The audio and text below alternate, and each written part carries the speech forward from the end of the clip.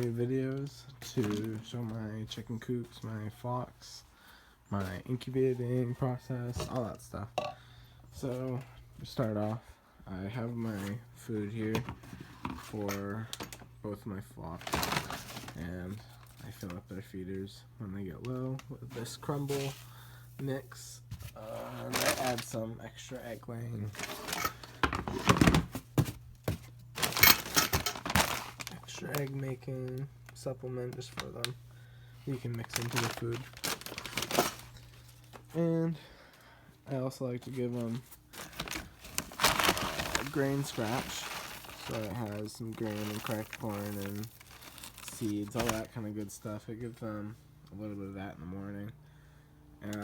Along with whole corn, I give them kind of like a quarter cup in the morning and at night. Along with at night in the whole corn, I give them bread, which I keep my bread over here. And basically just give them about 2 pieces each to each flock. And I rip it up into a bunch of small pieces. If it's smaller bread, I'll do a few more. And whatever, whatever scraps I have laying around that day. So, going on to my first coop, it's the silky coop, and I built this more recently within the past couple months, probably the past 6 months or so. This is the outside run. I have some lights on it for Christmas decoration, but it's a pretty good length. It's for the silkies and the 2 peafowl I hatched with the silkies last season.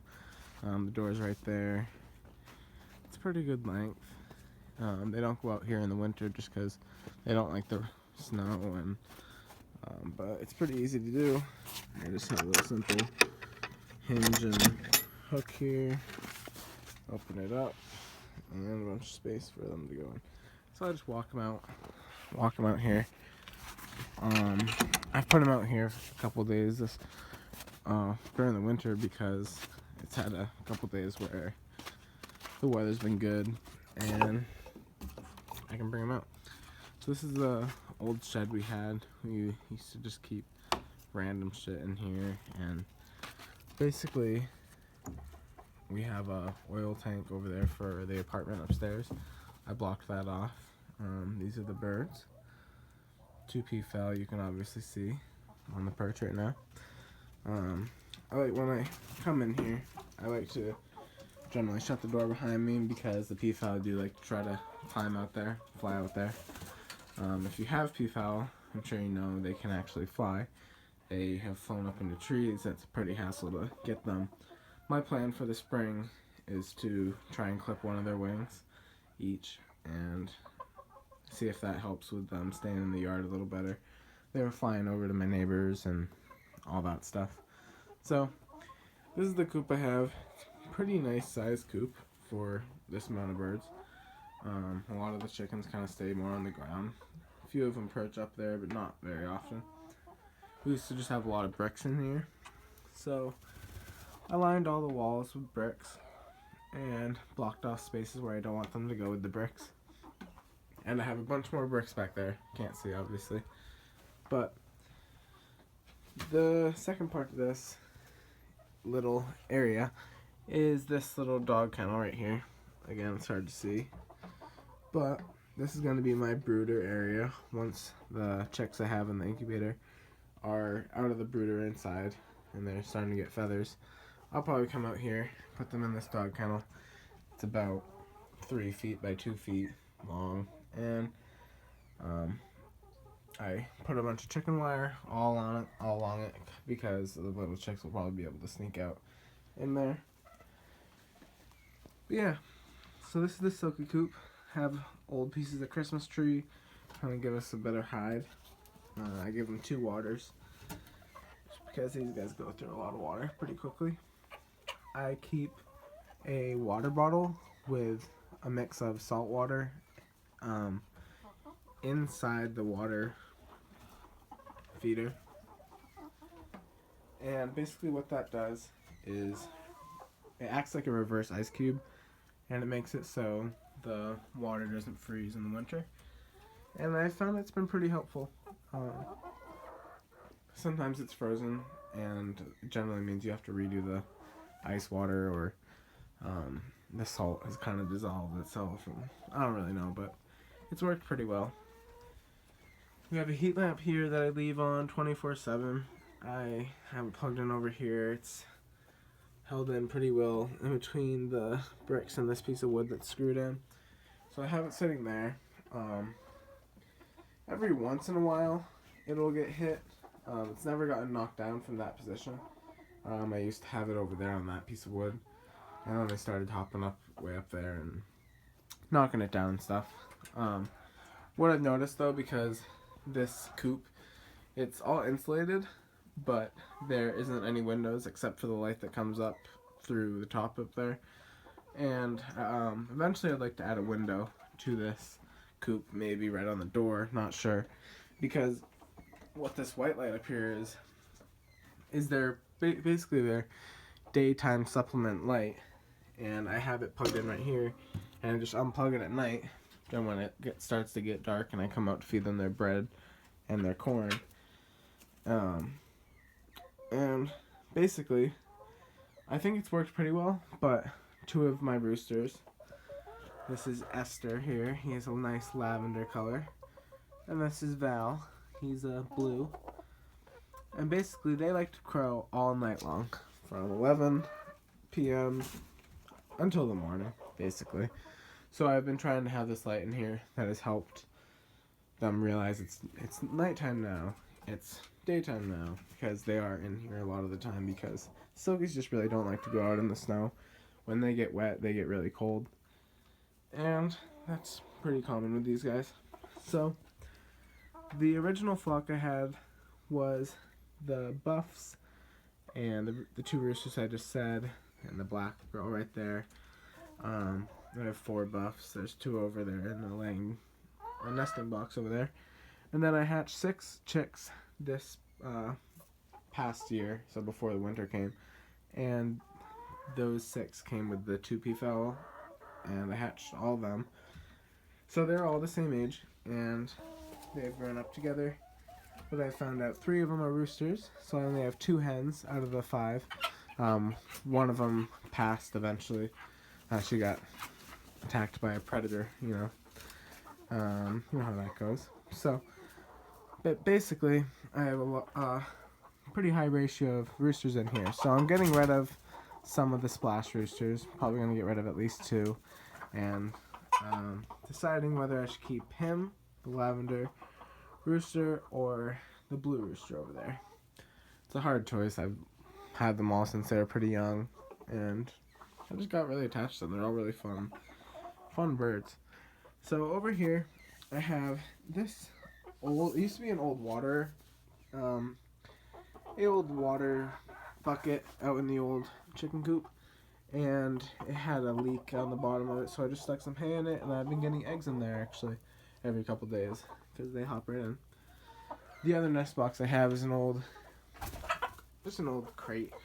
You can see I have a broody hen back there, and she's been broody for probably 2 weeks now, but I've been taking her eggs because I've been selling them for fertile hatching eggs. So that's basically this coop. I have real wood as the perches, got some sticks from the backyard, nailed them together. Might add a few more higher ones, just some more to expand, but the Silkies really like to stay more close to the ground, and they come over by the heat lamp at night. And yeah, so this is the food dish I have for these guys. I give them both a metal feeder just because it can hold a lot of food, and it works pretty well. So I'm excited for chicks, and to have these guys in here. If I open the door, you can see this a little better. Has a little handle right here that I open and swings right out. But yeah, I used to have a plywood here, and it basically just blocked them off from being back there, but now they have an additional part of the chicken coop. So yeah, this is their coop, and now we're gonna head out to the next one. And like I said, this just used to be an old supply shed, basically. It's by our pool pump. Our pool pump's behind that. And I figured one day I'd turn it into a useful chicken space. And I like it. The only problem that I have with it is walking them out to the chicken run on the nice days. A lot of the time I switch off between which flock is free ranging and which flock is in their pen that day or whatever. This pen isn't as big because these guys are out free ranging a lot of the time. In this flock we have bantams, we have some regular standard size laying birds, but a lot from different places. So the black cochin right there, along with the other cochin over there, the black and white one, and the back behind the Wyandotte. Sorry, it's getting a little blurry. But those two were from my original flock of chicks that I bought last spring, and it was I think it was 8 or so, just bantam breeds, and I had a few silkies with them. Some silkies got taken by a predator as well while they were younger and still out in this coop. And that left me with one silkie left, and those 2 roosters were picking on that one. So that's what led me to make my own silkie flock, and that's why I have a separate coop. So this coop is just for my other breeds that I have that are laying. And there's another rooster over here.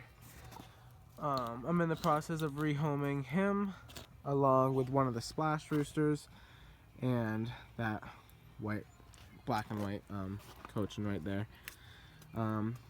They're pretty tame.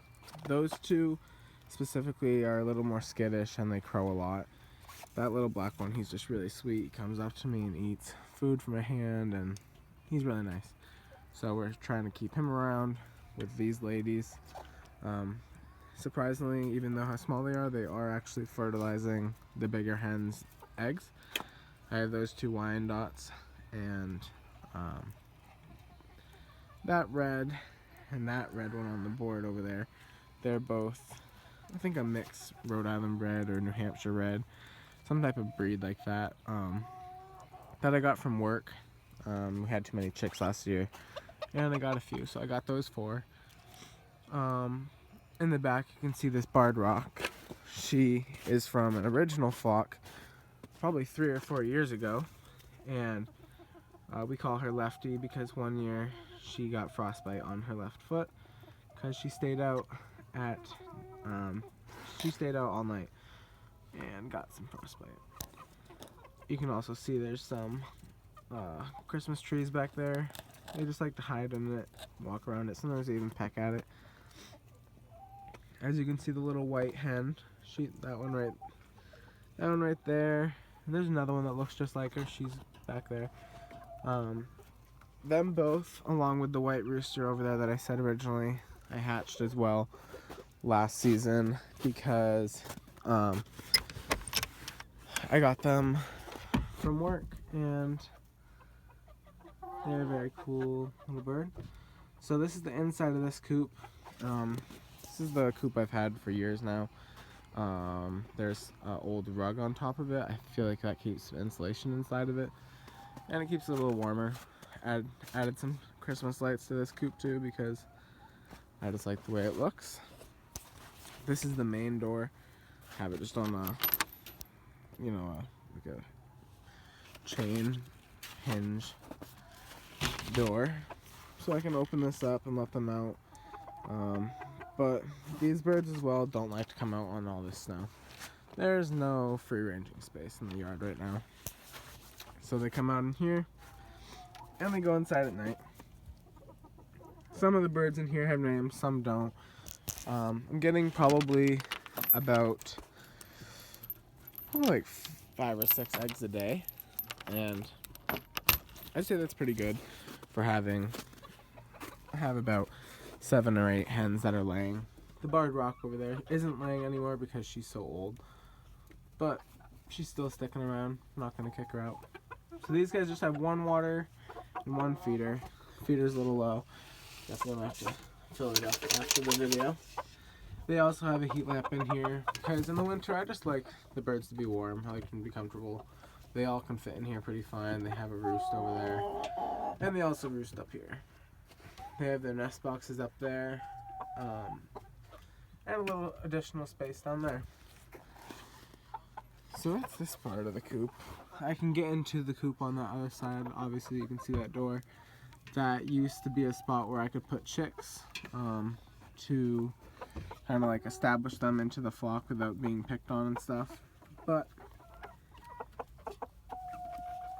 it's better to have a big open space.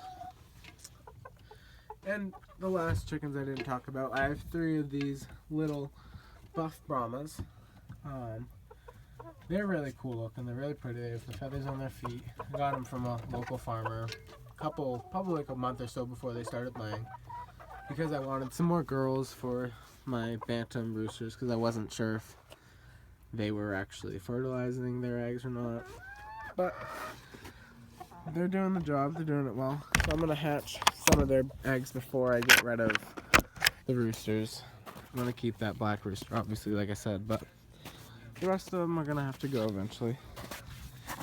So they have all these spaces here for their eggs, for nest boxes. I used to have dividers here that separated, and they can have their own laying spot there. Sometimes they decide to lay on this side, sometimes they lay over here. But yeah, so I get a variety of sizes of eggs. As you can see, those 2 are very different size. This is from probably a Wyandotte or the red hens I have. Same with this one. These 2 seem to be from my buff Brahmas. This one might be from a bigger one, but the bantam Brahmas lay about that color and size egg, and this little white egg is from the little white hens. So basically I have the extension cord coming out here, and there's not much to it. So I'll come back out here later at the end of the day to collect the eggs, just because it's easier that way. And that's my flock. That's my coops, runs. I'll be making more videos in the spring with chicks. I'll be making more videos sooner with my incubation process, all that, them hatching, and all that fun stuff. So I'm glad to be back making the videos. Hope you got some information or just had fun watching. Remember to like and subscribe to the channel.